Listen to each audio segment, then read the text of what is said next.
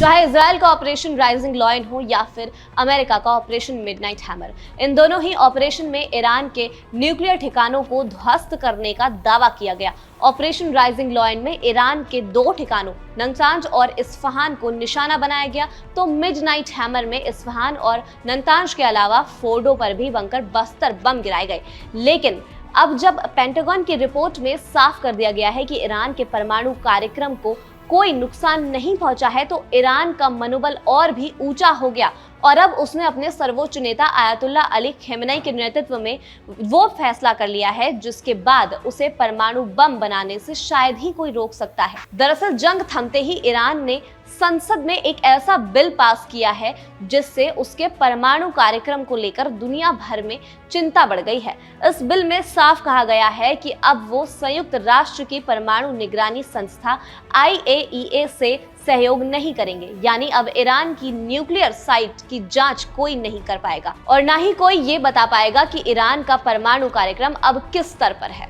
IAEA की निगरानी हटाने के मुद्दे पर ईरान ने कहा कि उसकी मंशा कभी परमाणु हथियार बनाने की थी ही नहीं, लेकिन IAEA ने हाल ही में जो प्रस्ताव पेश किया है, ईरान पर अंतर्राष्ट्रीय परमाणु नियमों के उल्लंघन का आरोप लगाया गया है। संसद के अध्यक्ष मोहम्मद बाकर कलीबाफ ने साफ कर दिया है कि जब तक न्यूक्लियर ठिकानों की सुरक्षा की गारंटी नहीं मिलती है, तब तक IAEA से कोई सहयोग नहीं मिलेगा। उल्टा ईरान अब अपने शांतिपूर्ण परमाणु प्रोग्राम को और तेजी से आगे बढ़ाएगा। इस नए बिल में ये भी जोड़ा गया है कि अब किसी भी तरह की जांच या निगरानी के लिए ईरान के सुप्रीम नेशनल सिक्योरिटी काउंसिल से मंजूरी लेनी होगी, यानी बिना ईरान की इजाजत अब IAEA वहां कुछ नहीं कर सकेगा। साथ ही न्यूक्लियर साइट्स पर भी निगरानी कैमरा लगाने और रिपोर्ट्स देने जैसी गतिविधियों में रोक दी जाएगी। दूसरी ओर IAEA की तरफ से अभी तक कोई ठोस प्रक्रिया नहीं आई है, लेकिन उसके प्रमुख राफेल ग्रोसी ने कहा कि वे जल्द ही ईरान में